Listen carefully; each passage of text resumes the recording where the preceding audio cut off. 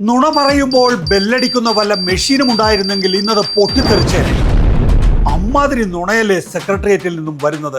നവകേരള യാത്രയിൽ police മർദ്ദനമേറ്റ youth കോൺഗ്രസുകാരൻ എന്ന നിലയിലുള്ള പരിചയമാണത്രേ MDMA മൊത്ത കച്ചവടക്കാരൻ മുഹമ്മദ് ഹുസൈനുമായി മുഖ്യമന്ത്രിക്കുള്ളത്.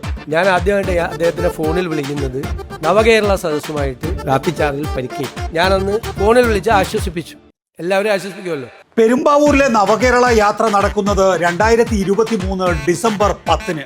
അതിനു മുമ്പ് സതീശനും ഹുസൈനും തമ്മിലുള്ള എത്രയെത്ര ചിത്രങ്ങളാണ് സാമൂഹ്യ മാധ്യമത്തിൽ ഹുസൈൻ തന്നെ പോസ്റ്റ് ചെയ്തിട്ടുള്ളത്. ഇനി അടുത്ത നുണ. നവകേരള സദസ്സിന് ശേഷം 3-4 തവണ കണ്ടിട്ടുണ്ട്.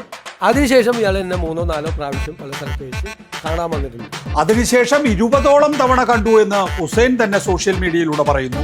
നമ്മളൊരു പോലീസ് മന്ദിരത്തിൽ പരിക്കേറ്റ ഒരാളെന്നുള്ള നിലയിലുള്ള ഒരു താല്പര്യം കാണിച്ചിട്ടുണ്ടായല്ലോ. ചിത്രങ്ങൾ ശ്രദ്ധിച്ചാൽ അറിയാം, ഒരു സാധാരണ പ്രാദേശിക നേതാവുമായുള്ള അടുപ്പമല്ല ഹുസൈനുമായി സതീശൻ വെച്ച് പുലർത്തിയിട്ടുള്ളത്. എനിക്ക് പ്രതിപക്ഷ നേതാവായിരിക്കുമ്പോഴും സോഷ്യൽ മീഡിയ ടീമില്ല, ഇപ്പോഴും സോഷ്യൽ മീഡിയ ടീമില്ല. ഞാനൊരു കോർഡിനേറ്ററെ ഒന്നും ഒരു സ്ഥലത്തും വെച്ചിട്ടില്ല. എൻ്റെ അമ്മോ, സ്വന്തമായി സോഷ്യൽ മീഡിയ ടീം മാത്രമല്ല, സ്വകാര്യ ഏജൻസിയെ വെച്ച് അവർ പറയുന്നതിനനുസരിച്ച് മുഖം കൊണ്ട് കോപ്രായം കാട്ടുന്ന ആളുകളാണ് ഇതൊക്കെ തട്ടിവിടുന്നത്.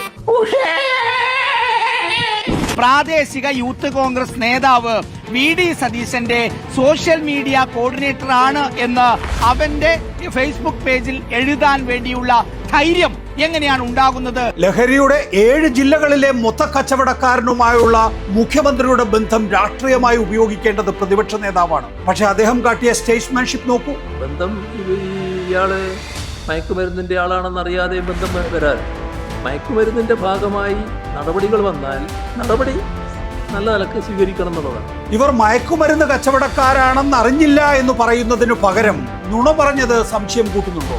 മുഖ്യമന്ത്രിയുമായിട്ടുള്ള ബന്ധത്തെ മറച്ചു വെക്കുന്നതിന് വേണ്ടി നുണ പറഞ്ഞുകൊണ്ടിരിക്കുന്നു. നുണ പറയുന്നത് കൂടുതൽ കള്ളം മറച്ചു വെക്കാനാണ്. അടുത്തത്, വന്ദേ മാതരം മുഴുവൻ പാടണമെന്ന് നിയമം അനുശാസിക്കുന്നു.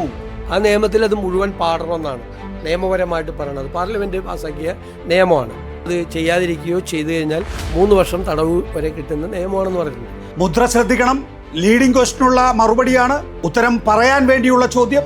നിയമപരമായിട്ട് സംസ്ഥാനങ്ങൾക്ക് ഇത് ആലപിക്കാനുള്ള ബാധ്യത ഉണ്ടാകുമോ? ആ നിയമത്തിൽ അത് മുഴുവൻ പാടണമെന്നാണ്. ഏത് നിയമം അദ്ദേഹം പറയുന്നത്?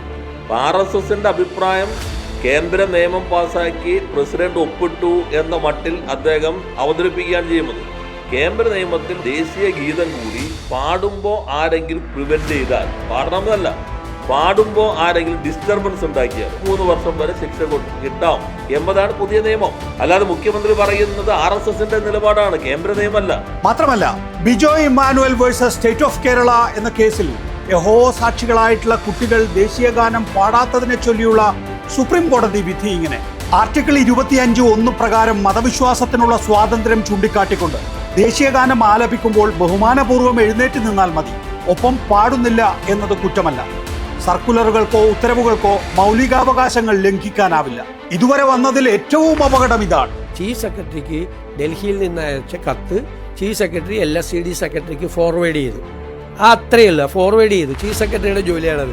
കേന്ദ്രത്തിൽ നിന്നുള്ള ഉത്തരവ് അതേപോലെ പകർത്താനാണോ സംസ്ഥാന ഭരണം? മുഖ്യമന്ത്രിയോട് ചർച്ച ചെയ്യാതെ ഏതെങ്കിലും ചീഫ് സെക്രട്ടറി അത് നേരെ മുന്നോട്ട് അയക്കുമോ? ഇനി എന്ത് സംഭവിക്കും? മുഖ്യമന്ത്രി പറഞ്ഞു വരുമ്പോഴെല്ലാം ചീഫ് സെക്രട്ടറി താഴോട്ട്. RSS പാദസേവ തീർന്നില്ല. PMAY പദ്ധതിയുടെ പണം ഉപയോഗിക്കുന്ന വീടുകളിൽ ഇനി മോദിയുടെ ലോഗോ വരും. പ്രധാനമന്ത്രിയുടെ ഫോട്ടോ ഒന്നും വെക്കാനില്ല, ഒരു എംബ്ലം, ഒരു ലോഗോ വെക്കണം എന്ന് പറഞ്ഞിട്ടുണ്ട്. ആ ലോഗോ അതിൻ്റെ അകത്ത് അവർ കണ്ടീഷനായിട്ട് അവർ പറഞ്ഞിരിക്കുന്ന കാര്യം. ആദ്യം അനുകൂലിച്ചും പിന്നീട് എതിർത്തും 2 ഘട്ട നിലപാടായിരുന്നു ഇതുവരെ സംസ്ഥാനത്ത്. PMAY അതിന് പറഞ്ഞൊരു എംബ്ലം വീടുകളിൽ വെക്കുന്നതാണ്. അങ്ങനെ ഒരു എംബ്ലം വീടുകളിൽ വെക്കുന്നതിന്റെ പേരിൽ സെൻട്രൽ ഗവൺമെന്റ് കൊടുക്കേണ്ട ഒരു പൈസ തടയേണ്ട കാര്യമൊന്നുമില്ല. ഇങ്ങനെ വീടുകളുടെ മുകളിൽ പേര് വെക്കുന്നത് ഒരിക്കലും നല്ലതല്ല. രാഷ്ട്രീയ പാർട്ടികൾ കൊടുക്കുന്നതിന് പോലും വെക്കുന്നതിനോട് യോജിപ്പില്ലാത്ത ആളാണ് ഞാൻ. വെക്കാനും പാടില്ല എന്ന് പറഞ്ഞു. ഇപ്പോൾ കോൺഗ്രസും ലീഗും സമവായമായിരിക്കുന്നു. ലോഗോ വെക്കേണ്ടി വരും. ആ ലോഗോ എങ്ങനെ ഇരിക്കുമെന്ന് മാതൃഭൂമി TV റിപ്പോർട്ട് ചെയ്തു. ഈ വീടിന്റെ മുന്നിൽ തന്നെ വലിയൊരു ബോർഡാണ്. കേരളത്തിലൊക്കെ വെക്കണം എന്ന് പറഞ്ഞത് ഇതേപോലുള്ള ബോർഡാണ് എന്ന് തോന്നുന്നു. പ്രധാനമന്ത്രി ആവാസ് യോജന എന്ന് എഴുതി വെച്ചിട്ടുണ്ട്. എന്താണ് കേരളത്തിൽ നടക്കുന്നത്? ഈ കൊച്ചു കേരളത്തിൽ എന്തൊക്കെയാണ് സംഭവിക്കുന്നത് എന്ന് മുഖ്യമന്ത്രി തന്നെ ചോദിക്കാറുണ്ട്. മതേതര കേരളത്തിന് പൂട്ടിട്ട് നിങ്ങൾ എന്താണ് ഈ കേരളത്തിൽ കാണിക്കുന്നത്? മെറ്റയെ കൊണ്ട് വാർത്ത നീക്കം ചെയ്യിക്കുക, യൂത്ത് കോൺഗ്രസ് സംസ്ഥാന ഉപാധ്യക്ഷൻ ചതിച്ചതിനെ തുടർന്ന് യുവമോർച്ചക്കാരൻ ആത്മഹത്യ ചെയ്യുക, എന്താണിതൊക്കെ?